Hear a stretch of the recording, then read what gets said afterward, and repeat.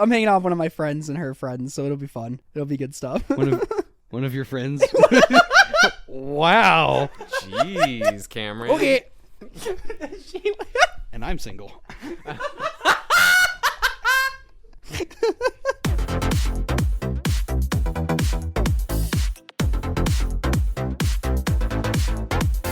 Welcome back, everybody, to another episode of the Common Ground Podcast, your favorite podcast where we talk about your favorite format, Pauper. Episode 56. I am your co-host, Cameron Schindler, joined as always by two beautiful co-hosts, Thomas. Two? Sunglasses. Yeah, two. Thomas, sunglasses on his head gun. What's up, brother? Yo, not too much. How are you? Doing all right. We're doing all right. It's true. Also joined by James Hippo Hieronymus. What is up? Happy New Year's Eve. Yeah, I almost Well, it's New Year's Eve now. Yeah. But when y'all are hearing this, Yeah. Happy New Year. Yeah, Happy New Year It'll be by Happy then. New Year. Y'all are going to our friend's Austin's, right? That's Tonight? correct. That is Heck yeah, correct. Jealous. We're going to have a great time. Jealous. That'll be fun. You're going to have fun. You're going to have fun. Yeah. I'm hanging out with one of my friends and her friends, so it'll be fun. This week, did I even introduce you, Hippo? Yeah, I Yes, did. You did. You did. Okay, yeah. Okay. Back on track. I don't know that y'all heard of that, but this week we had a tournament recap. So over December Pauper, our monthly locals, we all brewed each other a deck. We gave it to each other. The other person didn't know what the deck was, and then the first time we saw the deck is when we drew our opening hand of 7 at the monthly locals, and it was really fun. We all brewed some, so I think we're just going to take turns doing a little tournament recap.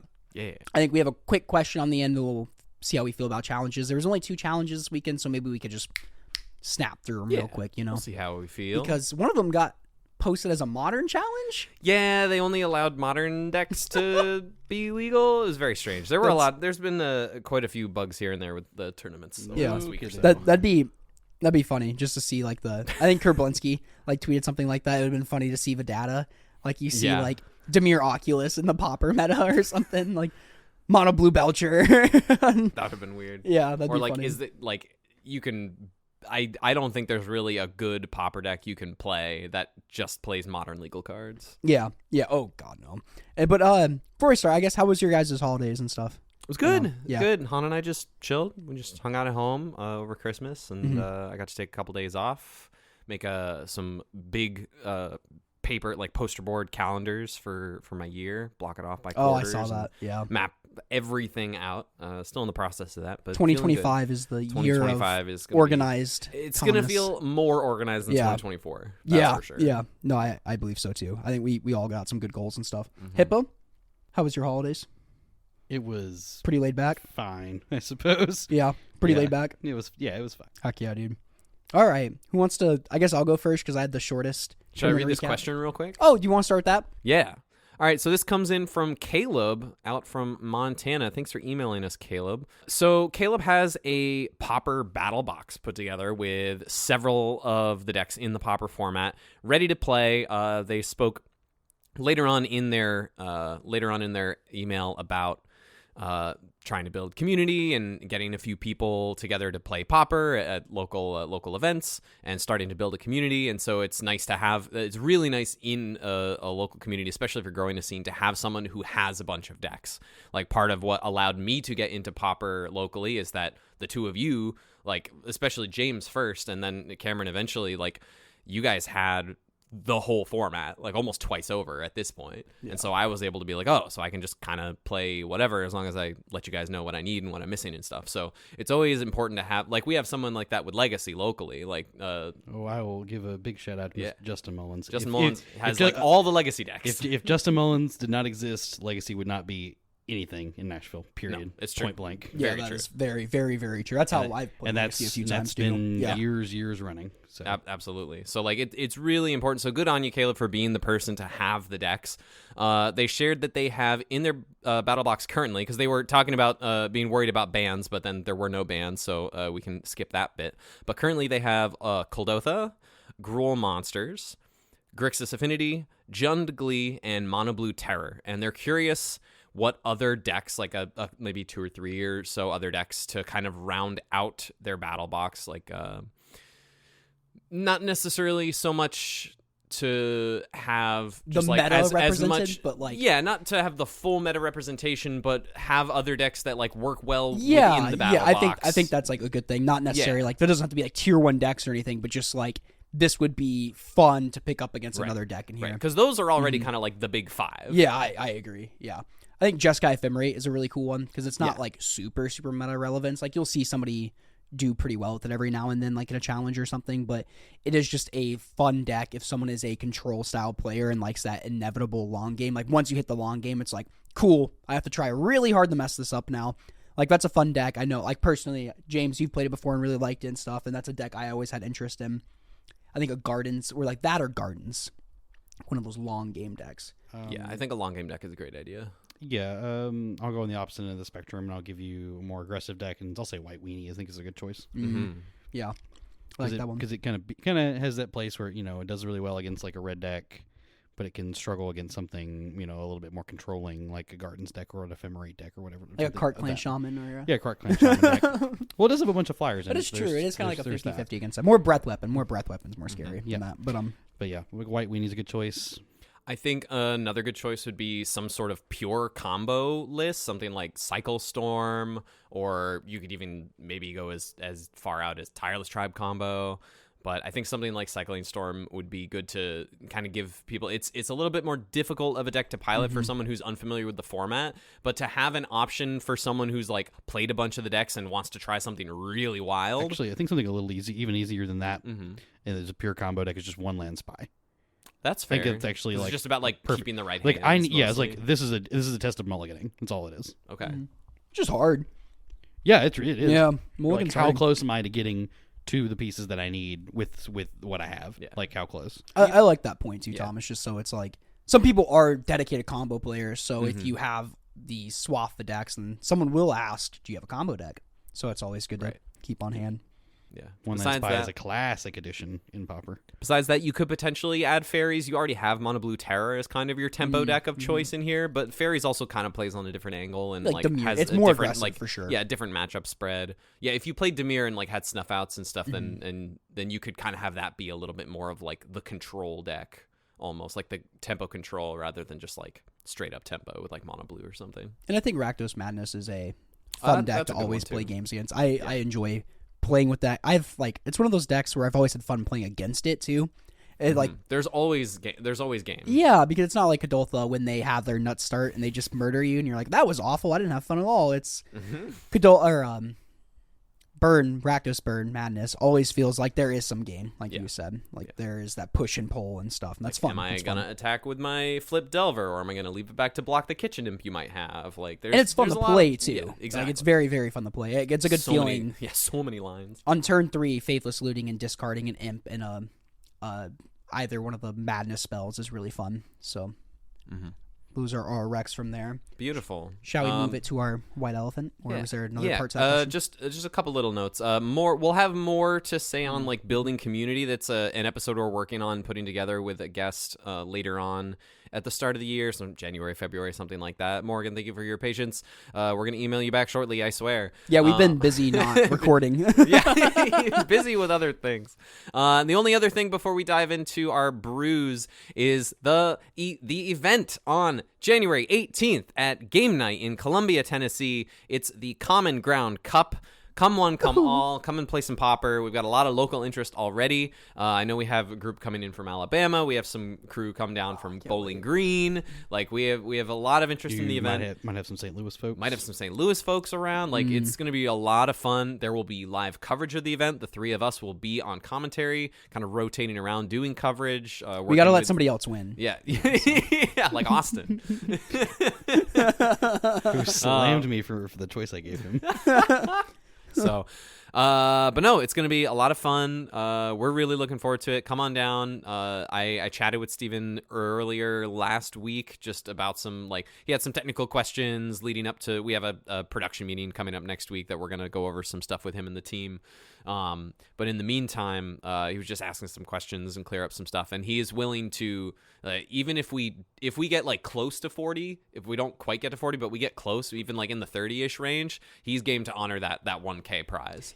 So he is he's always been really, really good about that. yeah, sort of he's stuff. very generous. And like every tournament I've been to that he's hosted, a lot of them have gone over his expectations, and he threw that money back in the prize pool. Yeah, like and he bumped up the prizes. he could have easily pocketed that money, and he said, "Nah, I'm throwing it back in the pot for the players since y'all made this happen." He's very good about giving back to the community. So shout out good for that. people in that way very. for sure. So yeah, January 18th.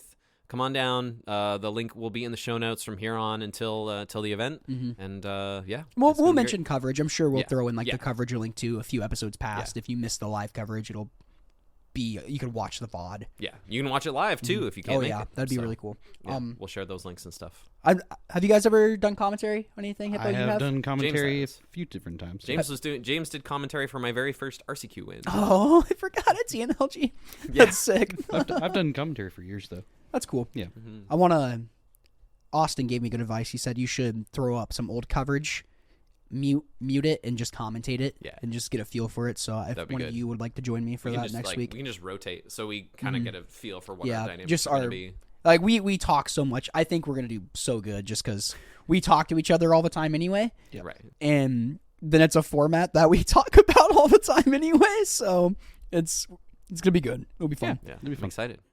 All right, let's talk about some brews. Let's do it. Am I taking it off? Yeah, start us off, Start us Cameron. off here, Chief. So, I wish. So I handed you this deck. Yes, Thomas Gunn handed me this deck. In retrospect, I wish I would have took a picture of the two hands I mulliganed first, because I looked at my first 7. I think it was a 1-lander or something. I'm like, okay, I can't really keep this. I saw maybe like an Ichor Wellspring and a Deadly Dispute and some blue-black cards, so I'm like, this looks like Grixis Affinity right now.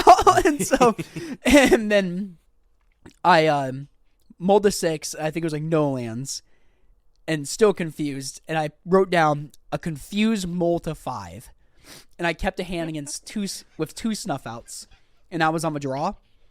And my opponent goes turn 1 Goblin Guide, or like Great Furnace Goblin Guide, like and I'm looking at these 2 snuff outs, and I'm like, yeah, this sucks. And so I got crushed by mono red game 1. Game 2, I did see the crypt rats going through. So game 2, I was able to get like a crypt rats going, and that just like carried the game. I had the combo. You had the toxin analysis in there. Yep. So after sideboarding, I saw the whole deck, and I saw like So what's the deck? So you gave me blue black, putrid in unearth, and so like the goal. Kenku Artificer unearth. Yes, you're not unearthing putrid in. I mean, you could, but It's to help you unearth the Kenkus and the Crypt Rats. Exactly. So you can unearth Kinku Not Artificer. refurbished familiar. No, not refurbished familiar. You cannot. You can unearth Kinku Artificer and Crypt Rats, which is really cool. And you have, I can't remember the name of it. It's 2 and a blue for like a 1/2 when it enters. Return target artifact to your hand. Archaeomender. So that can loot Blood Fountain. So that was kind of cool. That came up one game against Coggates, and so that was like really, really cool. But so you can turn 2, you can get a Kinku Artificer out. But the problem I ran into is the deck was fighting. I figured out why Affinity doesn't play Snuff Out, because I had a couple games where it's, I don't have a swamp for the Snuff Out, and I don't have a bridge for this Kinku Artificer. So that's kind of the like dynamic that like the Gen Wildfire deck has to play on too. But I think the fact that you have like basically four extra sources to get the swamp helps this problem out. And you had a few cyclers in the deck list too, Thomas, which was nice. The main part was, more often than not, I didn't have like the bridge for the Kinku, and it was really awkward. Like the one game I could have turned 2'd it, I didn't even have the bridge, so I was like bummed out about that. But so game 2, rats and the toxin analysis. So it was kind of like blue black. You had the rats package, the crypt rats and refurbished familiar and the toxin analysis crypt rats combo kind of thing. So it was this grindy deck and just beat down refurbished familiar and crypt rats, of course. But game 3.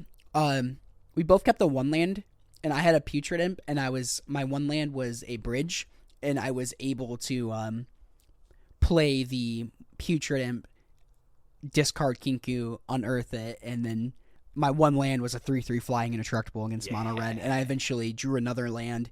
He like attacked with some stuff, and I tapped the blocker because it's the bridge, and the other land I life linked it, the unexpected things on my 3/3 bridge, and it's just like, unexpected things is sick when you're making a 3/3 indestructible. Yeah, so it's like, that's game there, and so that game we had a really good game 1 and 2, and game 3 was just. It was just a very weird game of Pauper. So I started off 1-0. I was pretty pumped. I'm like, all right, we got this. Scrappy deck. Yeah, very. Round 2, I played against Coggates. I watched a lot of this one. Game 1 was sick. My opponent just kind of like petered off, and I just got really aggressive with like 3 refurbished familiars and a Kinku Artificer 3/3 flyer, just like beating in there.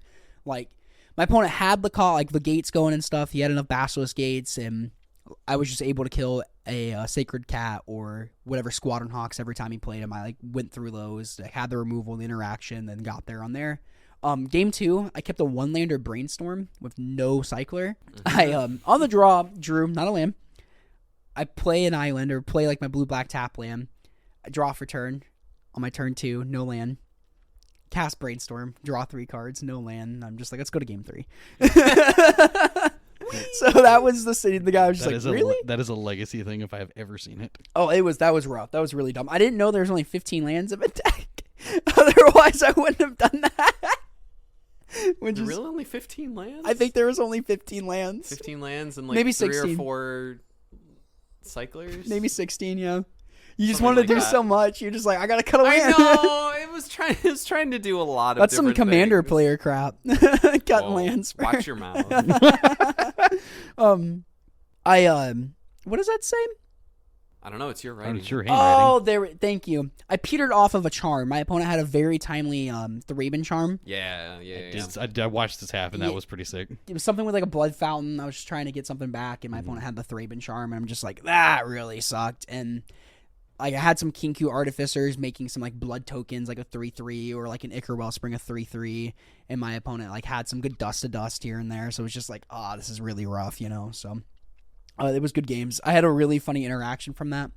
My opponent was kind of like explaining what every card did to me, and I'm like, that's good. I know what the cards do and stuff. Like, you don't need to do that. And I go Cyclorian Reveal, and Hippo's across from me. He goes, "Is that a PT stamped Lorien reveal?"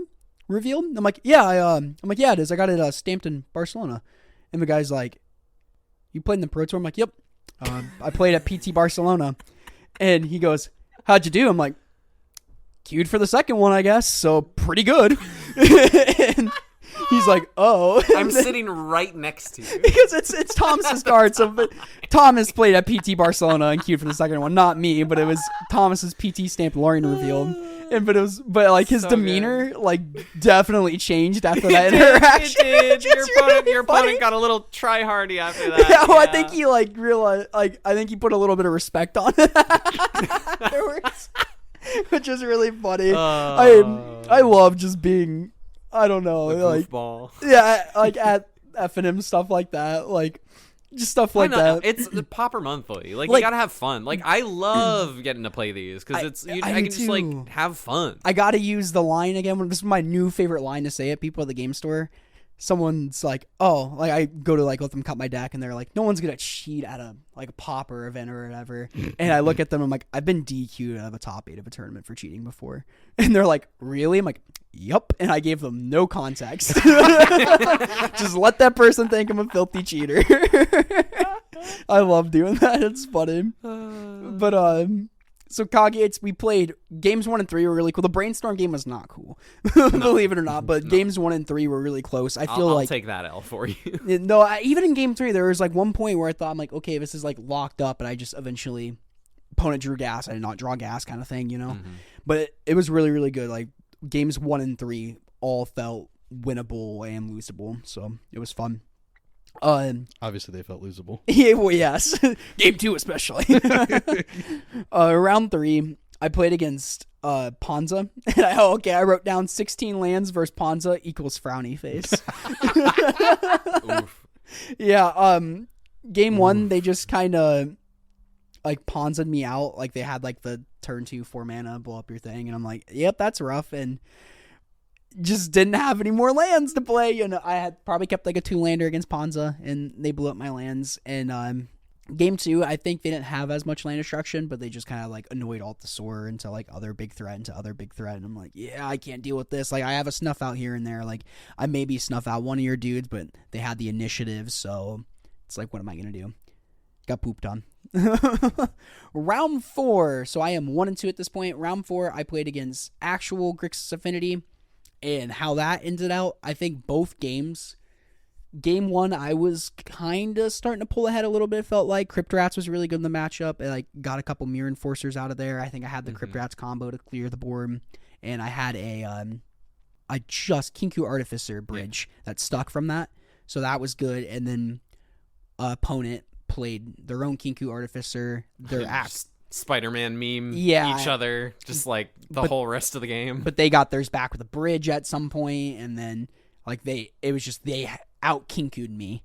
Oh, the Blood Fountain. Blood Fountain. Yeah, not bridge. Yep. So they had more 3/3 indestructibles, and I think that's how that matchup in quotes, like it's a common thing goes, but maybe that is in the Grixis mirror. Whoever gets the more Kinku Artificers. Well, I think it's just who can leverage Blood Fountain. I think is something we talked about before. I believe that to be the case. Who can outgrind who? Because there's a lot of, we're both deadly disputing Ichor Wellsprings. Right. And, Blood Fountain. I know when Derek and I got to play that matchup at Frontline, that was kind of how it was, like, who gained Blood Fountain the best. And this individual, I think they're like an older head. Like they used to play, I talked to them a little bit, they used to play a lot of like Pauper, and they kind of stopped playing Magic and they just got like back into it again. And like they had like the old like Star City games, like those slicky sleeves, you know? So like they had the Channel Fireball deck box, like the old head stuff. Yeah. It was kind of funny.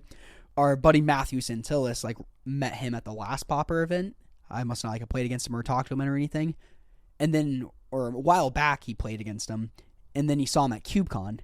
And so this individual was at CubeCon and stuff. So it's like I met him at the LGS in Madison, Wisconsin, like very briefly before. So it's like, yeah. So it's kind of funny. Small world, small city. This is a much smaller community than people realize. Yeah, big time. Yeah, for real. We're a niche inside a niche. So ended there. I am 1-4. 1-3. 1-3. I am 1-3. I'm like, because Affinity, I'm just like, man, I feel like I just got outgrinded so hard that last one, you know? I think I ended it with like gal blasting myself for like exactly like 4 or something. And no, I don't have gal blast. What happened? I don't know. I killed myself somehow. Crypt rats yourself? Yeah, it was Crypt Rats. That's what it was. It's just like I'm just taking myself out of this game. He was like in-step Blood Fountain, grab my Crypt Rat, someone else back, play Crypt Rats. I'm like, what are you at? I'm like, cool, pop it for 4, I'm dead. Because he kind of looked at me. I'm like, yeah, this game's over. Because it just, they Kinku Artificer me out of the game. I couldn't deal with one of those at all. It was tough. But it was really fun. I thought the deck was really cool. The games, except for Grixis Affinity and Jun Ponza, felt very winnable. Mm-hmm. So it was really fun. Like Mono Red felt like very winnable, obviously. Cog Gates felt winnable. So it was interesting. This deck just had that mid-range game plan with like a new package, Toxin Analysis plus Crypt Rats, and we've seen other decks with Cart Clan Shaman and stuff. I think it's a very powerful engine to start from. So if a deck has legs, because you can only go so wrong casting Deadly Dispute on Ichor Wellsprings, right? Toxin Analysis, Crypt Rats, and playing Refurbished Familiars. Exactly, that was like the core I wanted to make sure that you had. Like I wanted this to be a 4x Kenku Artificer deck, and I wanted it to kind of be like a blue-black, like tempo affinity style thing that can like grind into the mid range, and I'm a huge sucker for Unearth, especially in cube drafts. I love Unearth. I've also come around a lot on Unearth. Yeah, cube. like 1 mana reanimate a 3-drop is a really mana efficient play. It's one of my favorite things to do in Vintage Cube is reanimating Lurrus with it. Exactly, it's really good in the Lurrus deck. But yes, like stuff like that is really cool to build around, because then you have like Kenku Artificer, Unearth, like a very very good 3-drop. I'm like, oh, maybe I can build an Unearth Kenku Artificer deck. And so that led me, okay, well, if I'm black and blue, like a little like blue for the Kenku and black for this other stuff, then I want to play Deadly Dispute, Ichor Wellspring, Refurbished Familiar, Blood Fountain, and that's kind of like that core there. And they all play well with Kenku because you want the indestructible artifact lands already. Like I had 2 extra that were just like black red and blue red or whatever, just to have a couple extra beyond the 4 blue black bridges. It was really tough because I also could have gone in like in almost all black except for Kenku Artificer direction and just like lean in more on like Crip Rat's toxin analysis and maybe like have all the snuff outs in the main, have more cast downs, maybe be able to sneak in some other cheap interaction or something. I was trying to play with that or going fully on the opposite end of the spectrum because there were also sneaky snackers in the deck. And the sneaky snackers, they I think they were like a little awkward where like you're not, besides like a couple of brainstorms and maybe you're casting a Calorian revealed and the deadly disputes, like the deadly disputes to get the snackers back I thought was good, but there also aren't a ton of ways to get the snacker in the bin besides like the blood putrid imp, the blood tokens. The snackers and the Coggates matchup were pretty clutch. Okay, yeah, that's good to hear. Yeah, that was. I think that's why I won game 1 was because it was snacker beats and stuff. Then Hippo, that match you're watching, game 3, and I lost. I think it was a charm. Like getting the graveyard, so you just couldn't keep looping because I think it was in response to like a blood fountain, and I had like a snacker in there too, and I was just like, ooh, that really hurt. The Archaeomender Mender was a very late addition. I was like, wait a second, that's just too spicy. I can you can unearth it, loot, get the blood fountain. Blood fountain can get it back later on, plus another thing, so you're always like going up on value every time you do the loop. So it was really cool. I also tried a version that leaned more into blue and foil as because I needed more ways to discard like snackers with 16 lands. No, it would have been more lands and more island focus and wouldn't be able to play snuff out. It would be more blue focused, but it would lean more into sneaky snacker and like stuff like that. That's cool. But yeah. I couldn't quite make that work. I just didn't want to give you a card that was just like a 3-for-1, like 3-for-1ing yourself like multiple times. What do you mean a 3-for-1 sounds great? Yeah, no, 3-for-1ing yourself, not great. Anyway, Kadolta's a 2-for-1 yourself. Is it? Maybe, no, I don't think so. But, no. But that was kind of my thoughts behind the deck. I have wanted to like play around with Unearthed Kenku Artificer for a while, and I knew you like Kenku Artificer as a as a card. No, it was fun. I thought the deck was cool. Like I just had really the biggest rough beats was the Jun Panza, the Gruul Panza matchup was just like, wow, that was a rough. I just didn't have because the deck only played 5 bridges, I believe. I had 6 bridges. Okay, it was 4 blue-black and 2 and like 2 blue-red. I think there was like 1 black-red, 1 blue-red. Like, yeah, so you had a black one and a blue one. And like no red in the deck, but just to actually exactly just so you have a couple extra bridges. Yep, for the Kinku. Yep. And even that I felt a little bit too short. Okay. Yeah, but it was fun. Just I didn't have any of the bridges against the deck that blew up my lands. Or I think game 2 when I actually had bridges, they're like, okay, here's a 7-5 and a 6-3 and I have the initiative. I'm just like, I'm dead. Yeah. No, it was fun. Very fun. Who's up next? I think I'm up next. Hit it. So James handed me mono red Cascade Tron. You mind sharing with the class what inspired you to gift me this deck? Sure. So many moons ago, I remember there was a red Tron deck floating around on Magic Online. And I remember you saying that you wanted to play it. You almost put it together for a locals at one point. I did. And we never did. But I remembered that, and I'm like, I think I can change the deck a little bit and make it more fun, necessarily. Succeeded. By doing such, that meant adding Cascade cards to the deck. So I added Maelstrom Colossus and Boarding Party to the deck. I did not max out on Boarding Party, but apparently, in retrospect, I should have. But, we played 4 Maelstrom Colossus, 2 Boarding Party, and some of the other normal red Tron, or quote normal red Tron cards. What's Maelstrom Colossus do? Is it the it's an 8 mana 7/7 Cascade. Okay. Yep. And so the goal is to kind of, obviously, you have in between plays that you can make while you're ramping up to Tron. You have like these like volcanic spites and lightning bolts and things like that. You have like 3 breath weapon in the main. And the goal is just to stabilize yourself till you get to this big late game. And your big late game things are like Oliphant, which helps you find your mountains in the deck. Staunch Throne Guard. Yeah, Staunch Throne Guard was insane. You're gonna have to. Staunch Throne Guard is it's a 5 mana, 2/5, and when it enters, it's vigilance. It's an artifact creature with vigilance, and it gives you the Monarch. Yeah. So really? Yeah. 5 mana, 2/5 vigilance Monarch. This thing was so good. I was thinking of Self-Assembler, the one that there was also Self-Assembler. Self-Assembler was also in the deck. It's also a nice little bridge card. and then That card ranched me when I was playing Gardens once. Ulamog's Crusher. Ulamog's Crusher is like the default like Tron like finisher type card, and then 2 Rolling Thunder because you're a big mana deck, and Rolling Thundering people is very fun. That's so cool. So when I built this, I absolutely had the thought, and it came up where I said I really hope, and I tried to be vague. I tried to be vague when I was describing this interaction to him before I had handed him the deck. I was like, there's an interaction in this deck that I really hope does not come up for you. Oh. It's when you cascade into Rolling Thunder. Yeah. It only happened once. It only happened once. Thankfully. But I mean, it's like cascading into... only happened once at locals and didn't happen at all in the league video we put up on YouTube. We fired this deck up for a league. You should go check out that video on our YouTube page. There's a funny clip. There is a very funny clip inside that video. Make that short. But the deck was. I have it saved. Yeah. But the deck was fun to build, or fun to like look back at and go, what can I do to change this to make it fun? Yeah.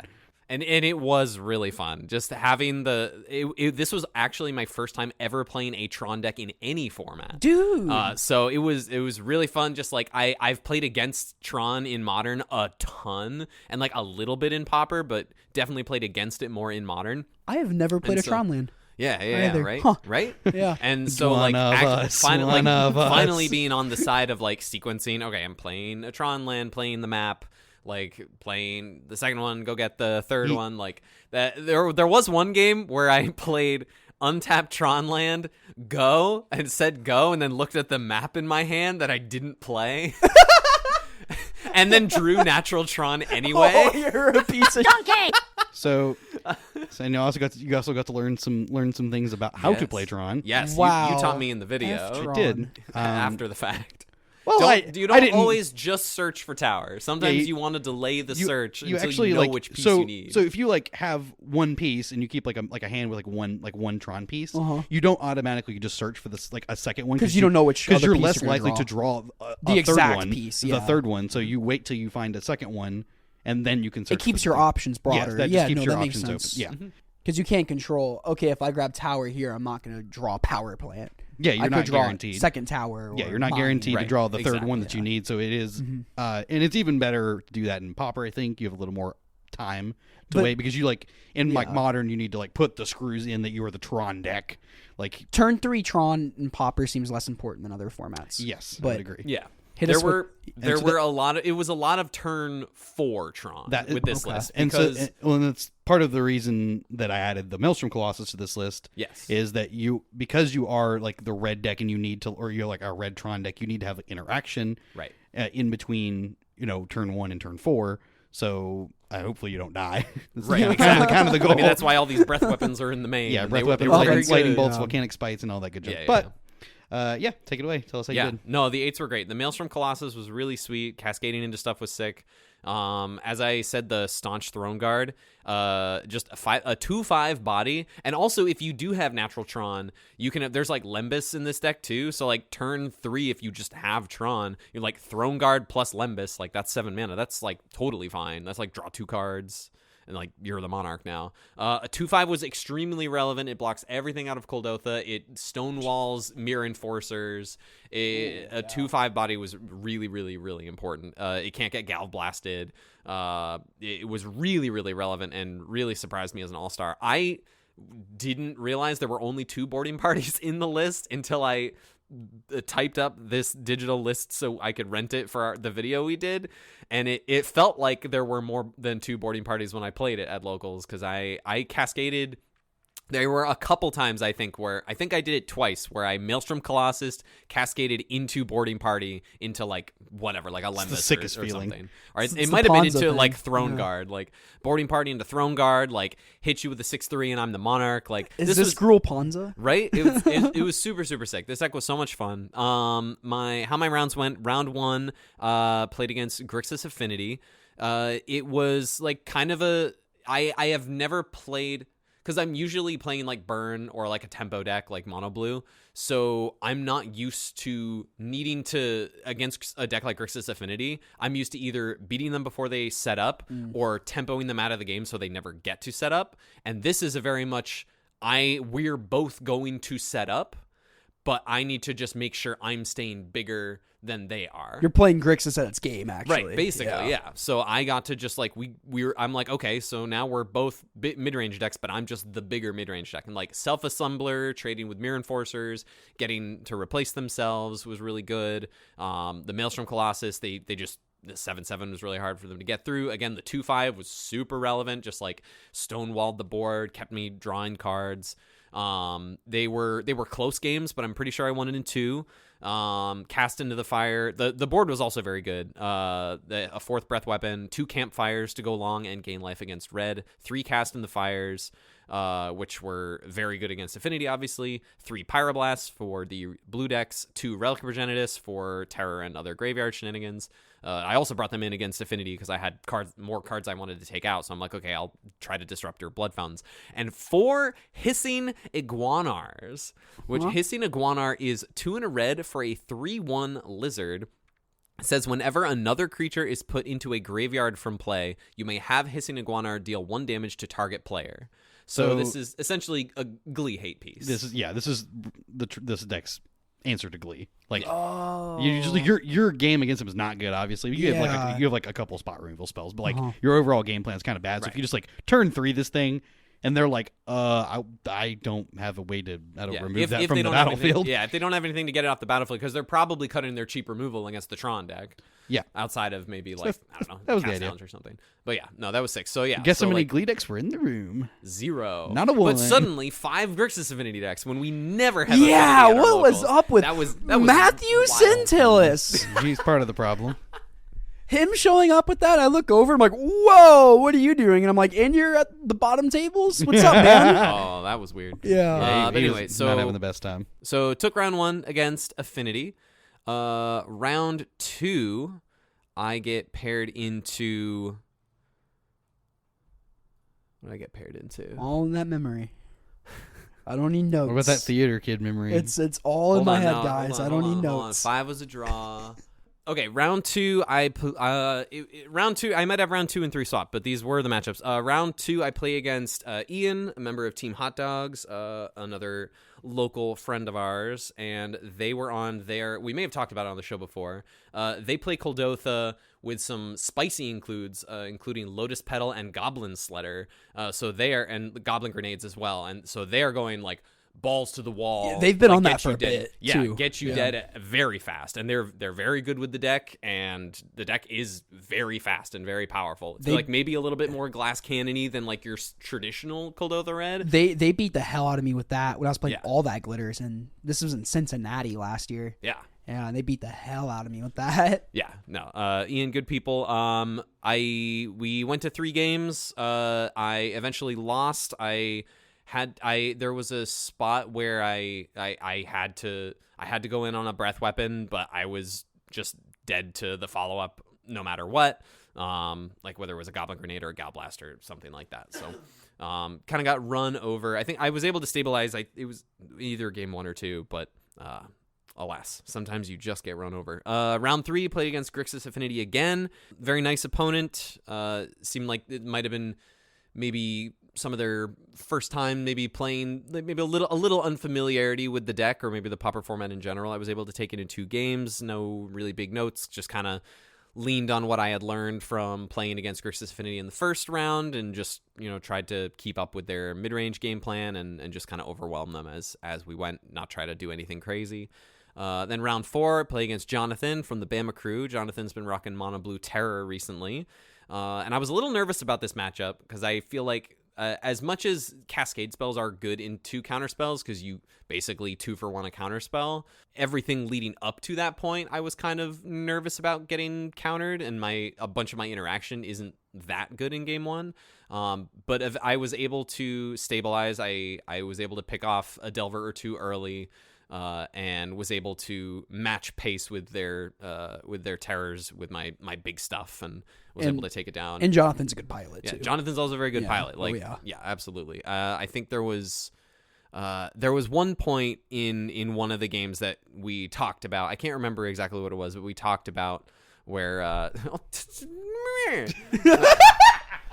We talked about he thought that he made a misplay in a spot, and we talked about it, and it may have been, but of course he was thinking about a different direction that the game could have gone, and so you never know whether that's like a misplay or you just made a different you decision. played towards one out and it didn't go that way. Right, exactly. There's a fork in the path roads. What do you call that? A fork in the crossroads. road? A fork in the there was a crossroads in the path. Oh my lord! It's a fork in a the fork road. in my living room. Fork in the.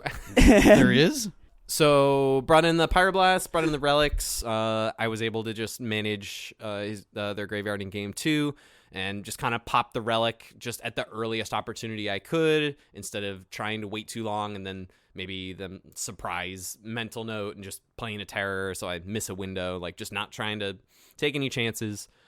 Just popping that as soon as possible. Oh, and yeah. like a key Pyroblast against a counterspell or Hydroblast or something, and I was able to take that one down as well. So that puts me at 3-1. I get paired into our friend Holden, who's also on Team Hot Dogs. They were rocking Goblin combo this time, coming back to Pauper after having been away for a long time. I think this is some of their first, honestly, paper Pauper that they had played. I believe they told us. And they've been tweeting some Pauper cards lately. Oh yeah, too. it's true. I made note. They've got the itch now. They got the Pauper itch. I didn't now. know they whiteboarded stuff. That's insane. Take that eraser That's to it. insanity. That's dope. So, but they were also 3-1, and we were at table 3, so we were able to draw into top 8, and then we went and got some tacos during the break. We did go get tacos. Spoiler.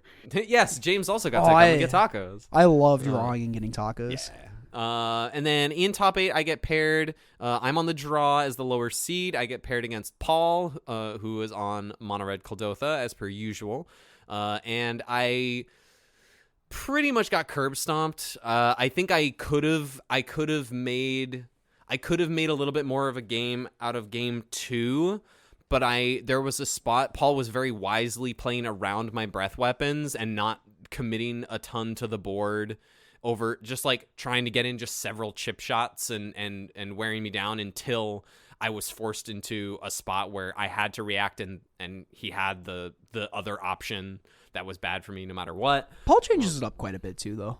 I've pretty much only frequently on red. I've seen him on red most of the time. Like there's a either period where like last year he just played mono blue fairies for a long time. I think he just like finds a deck and just kind of sticks with it for a while. And he played mono white. I remember that. Yeah, but there was a spot in game 2 where I had a breath weapon and I took a hit for 3 damage, and to wait and see for him to commit more to the board second main. Yeah. And I should, and then I just end up, all right, well, great. I'm going to breath weapon anyway now after he didn't commit anything to board. And that just felt awful. And I ended up losing at exactly my life total, like several turns down the line. Mm-hmm. So it's just a spot of just rat the board, just run them out of threats as quickly as possible. Don't try to get cute with it. Don't count on your opponent playing into it. Right, exactly. Yeah. Like I should know better. Paul's a good opponent. Like he's very good with the deck, and it was very clear that he understood his role in the matchup and how to approach several breath weapons in a row, and he was able to take it down. And he knocked me out in top 8. I got a good 7 packs for my trouble. Heck yeah. That was me. The deck was awesome. Thank you, James. Of course. Again, there's a YouTube video up where we played this deck through a league. We got the common ground 3-2. The common ground 3-2. I'm sorry, no, I'm sorry. Hold on, I got to use this here. This is a Nassif 3-2. Because we ran out of time. It's a Nassif 3-2. When we pulled ahead against Jund Gardens. Yeah, it was a Nassif. It's a Nassif 3-2. Was that the same game where you got a lightning bolt of Writhing Chrysalis? Yeah, it's the same match. That was game 2 of that match. It was the same match, yeah. It was that match, though. If you wonder how that works, go watch the video. Because that was very funny. That was hilarious. They're not going to do that, though. Oh. Huh. They did it. Yeah, right, James, how was your tournament? I had a great time. Cameron handed me a very sick deck, and I'll let him tell you about it. Yeah, it was super cool. I handed you kind of Rakdos Affinity Pingers. So it had the Reckless Fireweaver, the one in the red whenever an artifact enters a battlefield. Card, I just got to say, that card overperformed all day long. Yeah, whenever an artifact enters, it deals 1 damage. It doesn't care about casting, so Blood Fountain deals 2 damage. Your lands deal damage. Vampire's Kiss does 4 damage. Yes, it does. Because it makes 2 blood tokens. And then I had Glaze Fiend in the deck, which is the one in the black 0/1 flyer, whenever another artifact enters, it gets +2/+2 until end of turn. And so the idea was if you could set up a Glaze Fiend into Refurbished Familiar on turn 3, even play a Blood Fountain, you just start doing these heaps of big damage. I did get to do that. That was the goal. You also had Unexpected Fangs in your board as well. Yeah, which was really sick. Because Really it sick came up, and I can't wait to tell you about it. Yeah. And I kind of use this black-red affinity package that already exists. We've seen black-red affinity creep up in challenges and stuff, and I remember a while ago we saw a very brief Reckless Fireweaver deck come up. Like there was some talk about that when Refurbished Familiar first was spoiled, so I revisited that package and I added the Glaze Fiend, and I didn't have the Sunshot Militia in time. I wanted, like, the deck list I have. Is that the card from Lost Caverns? Yes, that you can tap to. Instead, I replaced it with a makeshift munition. Well, I didn't want to tell you what you're playing. Well, if I said, hey, Hippo, I need to borrow a Sunshot Militia, the gig is up. That's true. I replaced it with makeshift munitions. I feel like totally that. That also came up. Yes, so. and exactly, it fills that role well enough. And so I had that Rakdos Affinity package of the Refurbished Familiars. I had 4 Mirror Enforcers, of course, that card beats, 4 Deadly Disputes, 4 Galvanic Blast, and then a plethora of stuff to sacrifice, like 4 Blood Fountains, 3 Ichors, and of course lands and blood tokens. What a lovely Deadly Dispute deck, too. You got a Deadly Dispute deck. Yeah. It was very good. There you go. So that was the thought process there. It was cool. It looked cool. I goldfished it, and I'm like, this is dope. And honestly, the funnest part of doing this was when we all sat down in round 1. We were looking at each other, waiting for us to look at our hands. Yep. We all sat at the same table. Yeah, we did. So we're all just waiting. And we're just hooting and hollering. It was really fun. Don't step on that. Don't step on that. Don't step on that. Don't step on that. Yeah, thank you. Thank you. Oh, I almost dropped you. So that was the best part. I recommend, like, if you have some buddies, y'all should just, like, blindly give each other a deck. It was very fun. We'll definitely be doing that again. Would you like the deck list in front of you? No, I think I'm good because Cool. I've just got. I'll basically remember interactions and stuff as they come up per round. Beautiful. Take it away. So round 1, I get to play against an old friend of mine, Mr. Ellison Berryhill is not playing Pauper. Yeah, Ellison was there. Ellison. Funny. So okay. So to start the tournament off, Ellison walks up to me because he knows me, I probably more than anyone else in the room. So he walked up to me and he's like, "Hippo, is my deck legal?" Yes. He's like, "Is my deck legal?" And I flip through it and I'm like, "Yeah, you're all good. Just a slow Flickertron deck." And he's like, "Cool." And then like round 1 pairs it up. I'm like, "Oh, you just handed me your whole 75. Cool, I know what it is." Did you tell me you were playing? Oh, you didn't know what you were No, because I playing. didn't know what I was playing. I told him what we were doing, so he so he knew that. I will say that my games against him were not particularly close. Game 1, I had triple Reckless Fireweaver, which was insane. So a land equals lightning bolt, which is disgusting. I looked over and saw that. I start cackling. Oh, it was absolutely disgusting. And then, so he even gained a ton of life. He was able to like pull some Marasa and like weather the storm in a game. Did not matter. Yeah. Just be able to beat him down. And then game 2, very similar, the same thing. I just didn't give him any time to get any hold in the game. I saw Ulamog's Crusher attack you at least 2 times, and you happily sacrificed 2 permanents. Yep. I was like, yeah, you're just dead anyways. This Ulamog's Crusher doesn't really matter. So I got that matchup 2-0. Round 2, I played against Green Red Monsters from Abby. She's a former grinder from, I think, Cookville, I believe. I think sounds right. She's like Mason Circles. Yeah. Yeah. She was hanging out with the recognize her. Alabama crew this time. Cool. Yeah. Oh. They handed her the deck to play. Yeah.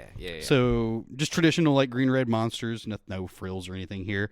The combination of not lose, or I guess her drawing poorly, and then or she beat me game 1, that's for sure. I definitely lost game 1, and then game 2 and 3. Again, sitting next to you. Again, I was sitting next to you. Yes. And then I don't remember exactly how this matchup went, but I remember like killing a dude, killing like an Arbor Elf or something, and then it was just like the game was over. So I got that matchup 2-1. Round 3, I played against Sean, who's on Blue Fae. This matchup was kind of difficult. Resolving anything is a nightmare. Because anything that like threatens the game all cost 2 mana. Yeah. So that's by the time Spellstar Sprite's on. Push anything. It's really hard to get through with through Spellstar Sprite's really difficult. I do end up getting it over the course of a couple games because I am able to eventually stick something because of Deadly Dispute. Who knew? That card is insane. Even if they got countered, I was sacrificing like Igor Wellsprings and they were just drawing cards. So I was still getting something out of the deal. Yep. So it wasn't that bad. So I was just able to overcome with just a card advantage. And I watched your game 3 of that match, and it looked really, really tricky. It came down to both you were top decking. Yes, I and believe so. You had a couple top decks of Blood Fountain, which is really good to top deck. That card is very strong, I will admit. But I got that matchup 2-1. So I'm now 3-0 going in round 4. I played against the same green-red Ponza player that smushed Cameron's teeth in. Mm-hmm. It might have smushed my teeth in a little harder. Turn 2, I got thermokarsted on my land, and I'm like, this is going to be miserable. Cool. Yeah. And then game 2, game 2, I did get game 2. Game 3, I had a hand that wasn't like super hyper aggressive, but wasn't like the slowest hand on the planet, and I was like, I think I might be able to race with just like not having a particularly piece of interaction. It was like a double Reckless Fireweaver hand, I think. I chose to attack after I had been attacked with a boarding party. And that ended poorly. I was like, oh, I'm going to attack. This is free here. Because like I just won't block next turn. Like I'm not in the business of blocking. Like I have to like push damage and win. And I was like, the only card I lose to is a second boarding party. And you'll never guess what my opponent landed the next turn. No, it was a boarding party into Avenging Hunter. And I'm like, oh, I'm super dead. Oh, no. I was like, I am so dead here. So I lost that matchup 2-1. I drew with my round 5 opponent. We went and got tacos, as previously mentioned. And then my top 8 match, I got to play against Ian as well. Yes. This matchup was probably the coolest one I got to play all day. Ian on Mono Red Goblins. Yes, Ian on Mono Red Goblins. Very cool match. The game went on a lot longer than it probably should have on both sides. I think I win game 1. I do win game 1 because I just kind of ran them out of cards, and I was able to just have something that attacked or something of that variety. Game 2, I just lost to a super fast start. I just didn't have any real great way to deal with what was going on. And then in game 3, this is the cool game. This is the game where I got to on turn 3, I think it was turn 3, or I had a Fireweaver on 2 to block. Or no, I'm sorry, I lied. This game started off by me triple Gal blasting just threats out of the way, just so that there's nothing on the board as much as I can. And then landing a Reckless Fireweaver plus Unexpected Fangs. So now that every time I play an artifact, I get to just drain for 1, which was insane. It is especially great that you put Vampire's Kiss in this deck. Yeah. That mattered a ton in this matchup. Yeah. Did you get a Vampire's Kiss them deal 4, drain 4? Oh, yeah. That's sick. Oh, no, I'm sorry. No. I didn't get to do that. I didn't quite get that far. Okay. No, I think I just got I got maybe 1 or 2 actual things in with it, and Ian was able to find a Gal Blast to remove it. So there was that, but the 2 life from the Vampire's Kiss and the life from so I there. I just ended up being able to grind out the game, got that one, and then we split for I believe 23 packs. Okay, on top 4. Yes. Okay. We waited a very, very long time for a matchup that is infamous in our friend group. Is the elves and Ponza, or elves and green red monsters matchup. That was Abby and Ashley playing this match, and that took forever. Who got it? Elves or Ponza? Ashley did end up getting it. Nice. And so I believe Holden got their match, their top 8 match against the Coggates player. So top 4 was. Oh wait, no. Top 8 had 3 Hot Dogs players, and 2 of them made top 4. Hot Dogs crushed the locals this month. Correct. And then your lone team tilter. Yeah. Your lone team in top 8. Well, not in top 4. Your lone team tilter in top 4. The deck was and Paul and and Ashley. you 2 Hot Dogs and Paul. Yeah. Sick. Oh yes. Holden, Ashley, yes. Paul, and you. My brain broke for a second. That's okay. There's a lot of people. There was a lot of people. That was 26 players. Yeah, it was like 26 players. Yeah, it was a nice big room. Yeah, I was very excited to see this when I walked in and like people started filling in more. I was like, this is great. Let's go. Yeah. Especially for a month that we're doing what we were doing. Yeah. So we get to play against hopefully more of a variety of decks across the room. Yeah, exactly. That would have been nice. I can say I don't think I played 3 different decks. Weird. Grixis Affinity. I essentially had like one repeat match of the monsters versus Ponza thing. But the deck was very sick. I would absolutely play it again. I do remember a game where I got to glaze, like just aggressively glaze fiend someone. I don't remember who it was. I think it was I want to say it was Abby on the monsters deck. I think. Okay. I don't think she had like a reach creature in play. And I was able to just push damage. +2/+2 adds up really fast when you're like deadly disputing, playing lands. Yeah, deadly dispute gives it +2/+2 because it makes a treasure and fills your hand up. Yep. So like that's really cool. Did Glaze Fiend come up quite a bit or? That was really the only, like I think it was like that match, and I may have come up against Ellison. I don't exactly remember. Yeah. But it seems good against like those combo-y, like not combo-y, but the decks that aren't interacting with you. I think it was one of the first cards I ended up cutting a fair amount of the time because it is kind of fragile. Yeah, like it gets interacted with pretty easily. Yeah, it's an 0-1. Exactly. It's a 2-mana 0-1, so it's a 2-mana down on mana quite often. Yeah. Like a bolt. But no, I think the card like impressive cards in the deck were definitely Reckless Fireweaver. That card overperformed all day long. It's a great Deadly Dispute deck as well, obviously. Vampire's Kiss is very good in all these style of decks. These like black-red burn style decks, great there. Sideboard cards that were great were I did bring in you had the toxin combos in this deck as well. Yep. I had the Kirkland Shaman thing come up. I didn't mention that, that did come up against I want to say the monsters matchup. I think I got that off where just like Wrath the board attacked with like a refurbished familiar. It's just so good against like mono red too. Yeah, and the fact that Glaze Fiend's also a flyer is super helpful in that scenario as well. That's a good point. Yeah. No, the deck was super sick. Would absolutely play that again. Heck yeah. Thank you. I appreciate it. It was very fun. It scored me some packs. Woo! No, it was really fun. It's inspiring me to think a little bit more about Reckless Fireweaver because the Kessig Flame Breather is showing up more in the Kuldotha decks as well. Like a 1/3 is really relevant when everyone's trying to breath weapon you. Yeah, so maybe like a Fireweaver and Affinity, or is that what you're thinking? Or like Fireweaver, or even like a Kuldotha. Like a Kuldotha deck with like more like implements and blood and like Voldaren Epicures. I almost went that direction of like mono red and just doing like Kuldotha, Fireweaver, and like I'm like, do I even like Unexpected Fangs is so sick. I almost like the toxin combo is Toxin Kirkland Shaman is kind of broken. I almost did like splash black and just like play Kuldotha red with Reckless Fireweaver, and the black would have just been like for Deadly Disputes to refuel your hand. And like I'm like, okay, at this point, do I even keep in the toxin analysis and like the blood fountains? I'm just like way too close to just like the Ichor Wellspring Deadly Dispute like refurbished familiar core is just so strong. Yeah. So like we were like kind of on the same wavelength there of like we're make sure there's a strong core package.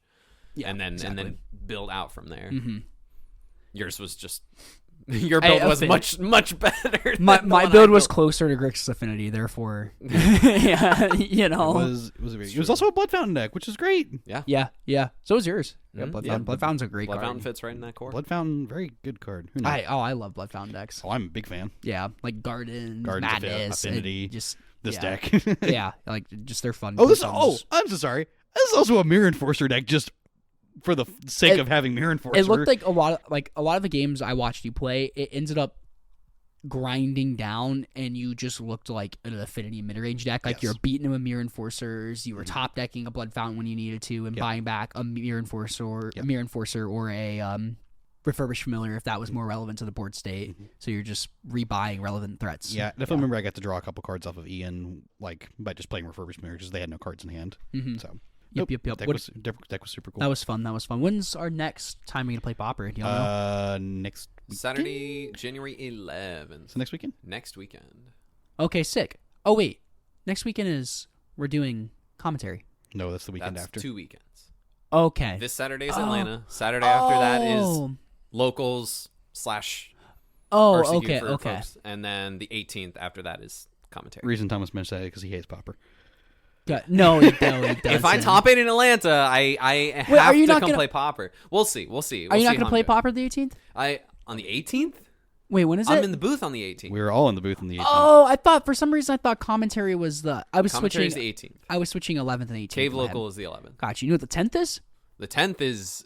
Why don't you tell? What's the 10th, Cameron? So it's pretty cool. It is. So you opened a valuable card. Yeah, I opened a really I expensive forgot about card. this. Yeah. It was. Yeah, you're playing this, right? I am. Yeah. Out of the Festival in the Box package, you get the Mystery Booster 2, and I opened a retro foil brainstorm, which, by the way, when I said I'm doing this was about like $250, and now it's like $350. Really? So win it. So at the time, like I could sell this for $250, or I could get 8 people to rotisserie draft, which I'll explain in a second. My foil peasant cube that's just beautiful because I got a Marcadian mask foil brainstorm in there now, replacing the retro or the future sight foil.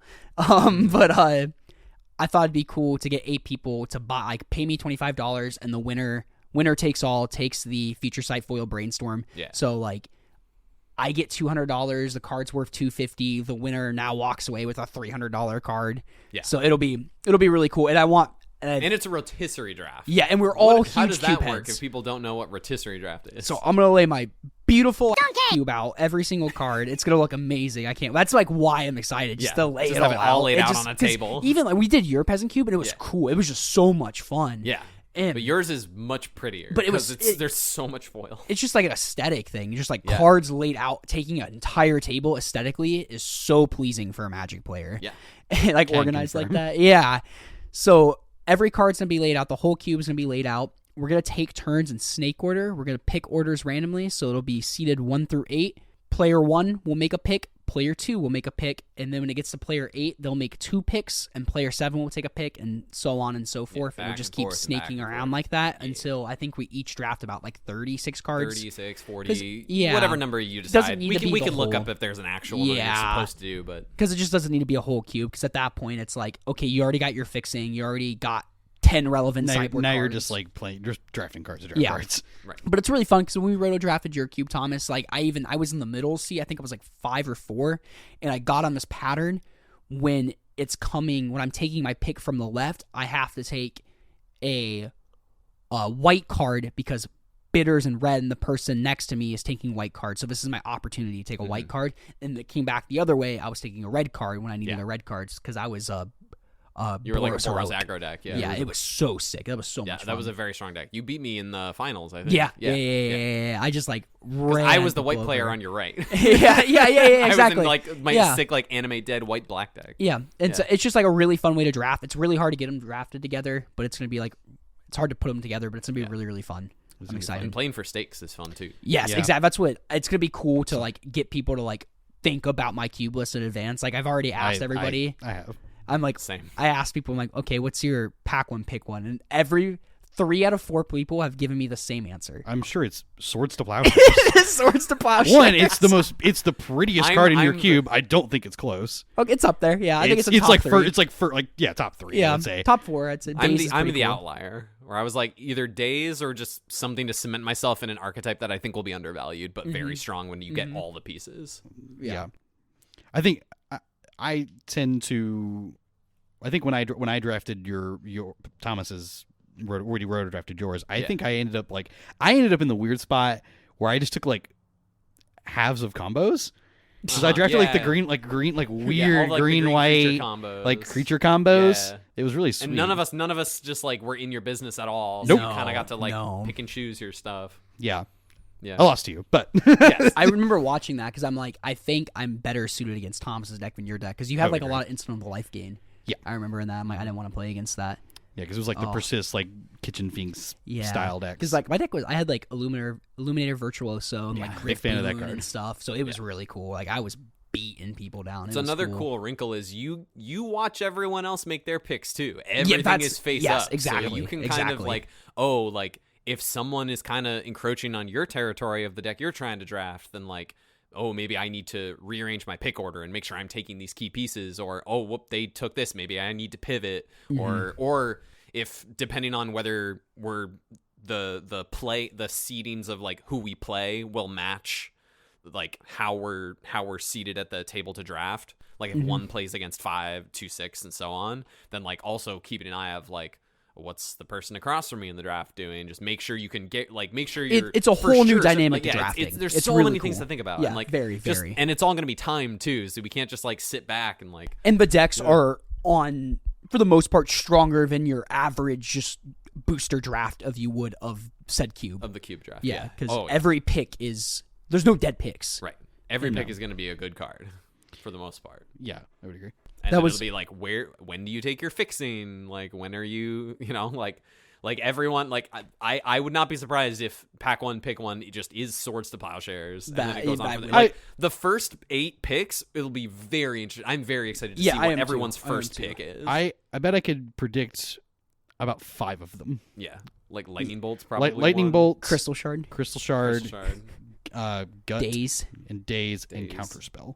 Counterspell. Counterspell's very. I have very strong. I have a card that I think's underrated, but I'm not gonna say it because I don't want to give information. Is Animate dead in your cube? No. Okay. Wait, yeah, value Animate dead. Yeah. Animate dead is in the cube. Yep.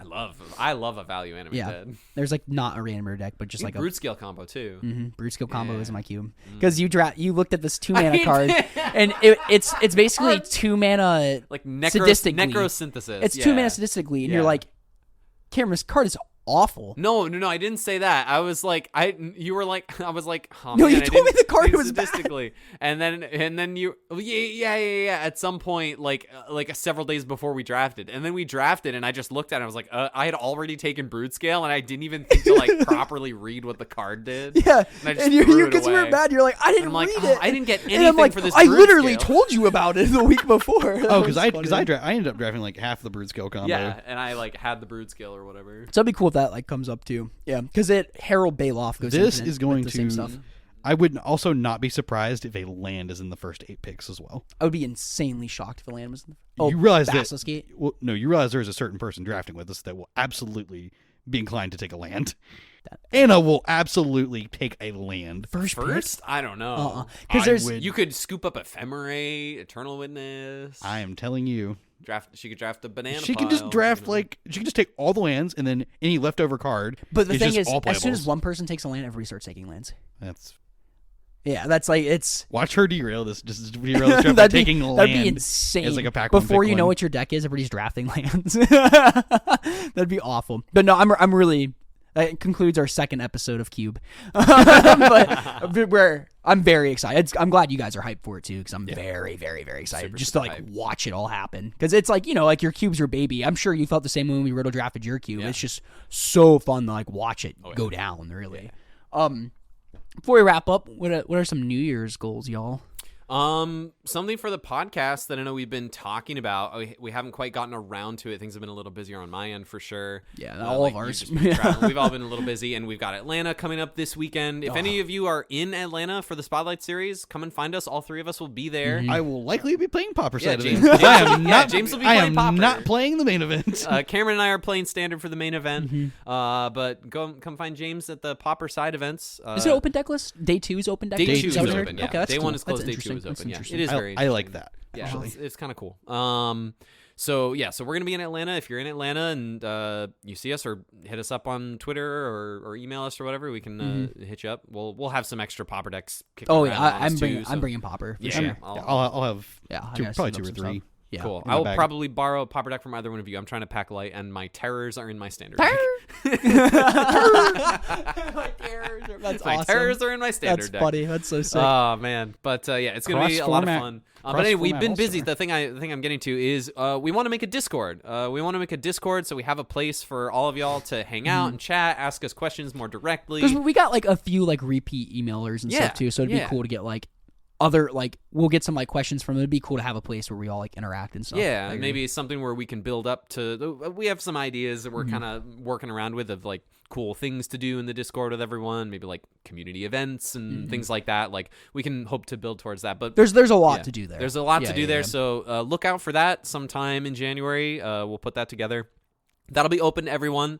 A lot of podcasts will do like the Discord will be behind the paywall of Patreon, but I think at least at the start it'll be open, and and then down the line we'll chat more business as we get down the line. But, for sure. But that's something for the podcast, and some YouTube content coming down the line too. Yeah, hopefully. that's definitely a big goal of ours. Hopefully we get a video out in January. I think is our goal. We still need to do like a little test run too sometime. We do. Maybe we got time next week to do that. I don't know what y'all schedules look like. Maybe we'll see. Yeah.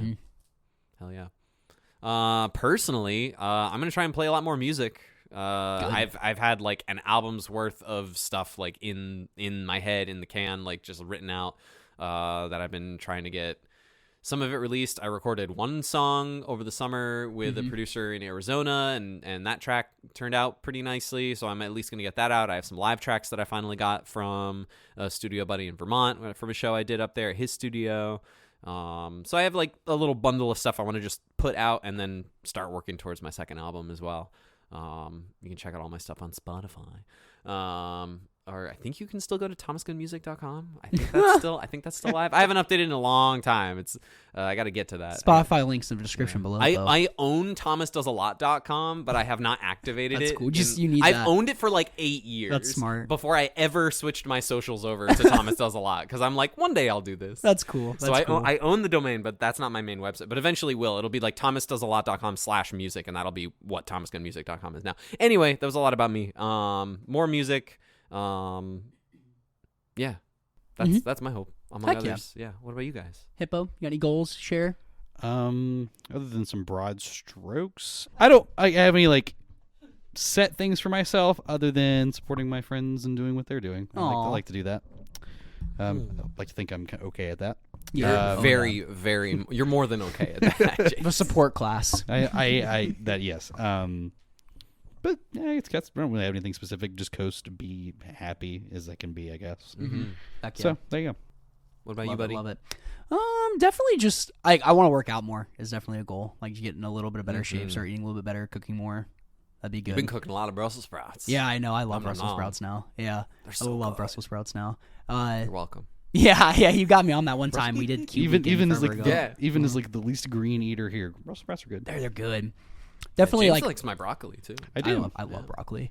Definitely. I offered you broccoli to go after the video. I was I had video. Want to take some broccoli for the road? Sorry, and I didn't mean like cannabis by code. I mean like actual broccoli. I know. That's really funny. It's very funny in the moment. Very proud of us. 2024. Not a great year, but we did this podcast for a whole year. We didn't miss. I guess we missed Christmas week, but we took the week. Yeah, we didn't miss it. We took it off. It was a in which there was substitute content made anyway. Yeah, exactly. And there was a week where we missed Thursday over the summer recorded, when I was away, but we still recorded and released on Saturday. Recording every week. There was also a double record. Throughout the year. We had that only happened once. Didn't we talk about like the week before? It's like it's insane. We've done this for like 40 episodes. So. We haven't lost an episode. We haven't lost an episode yet. Yeah, until we did. And I just like, whoops. I hit save and just Audacity crashed on me, and it's like, it usually says like we have a save file, and I click yes, and it just brought nothing up, and I'm like, well, sick. Guess we're recording again tomorrow. That was just because morale was just. But it was fine. Like, it was fine. Yeah, I just edited it late that night, and it was fine. Yeah, like it was good. All that. Yeah. So I'm excited for 2025. Yeah. I think my editing skills have improved a bunch too, which is good. Yes. Oh yeah. We'll hopefully translate. I'm sure over the course of the year, like that, I will take on more responsibilities of this show. Oh, but being a father. Well, no, more responsibilities. No, just more like.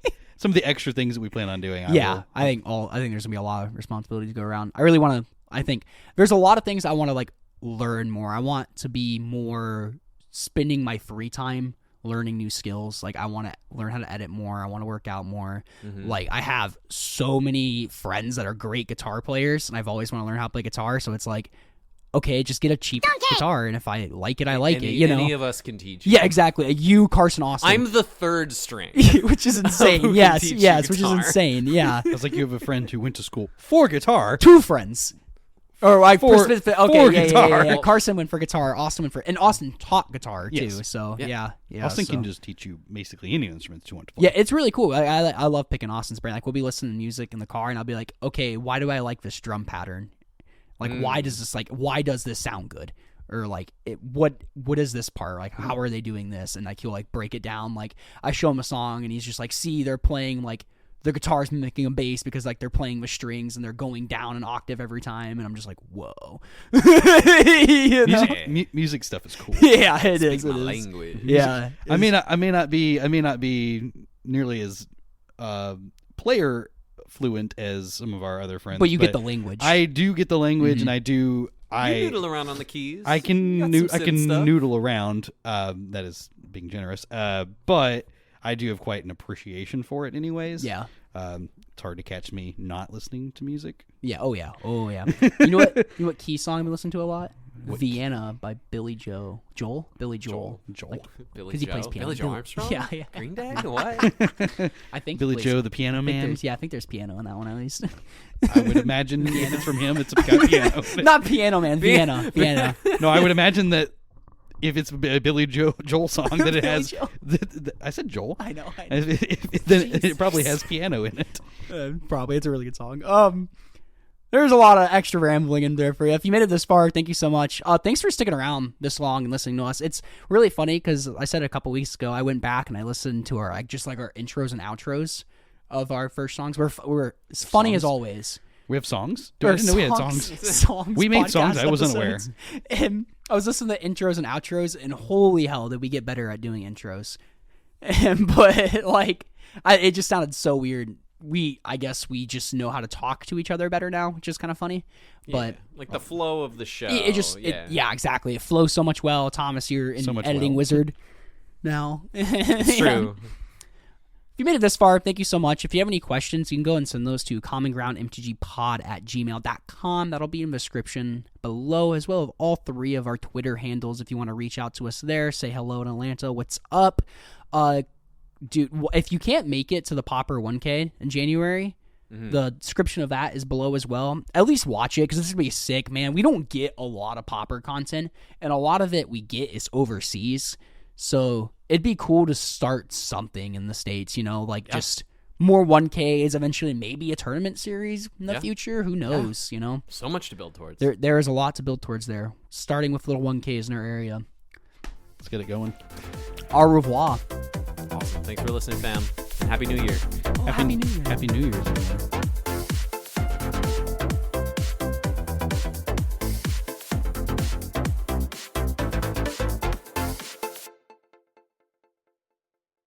We'll get through it eventually. It's the BDSM special.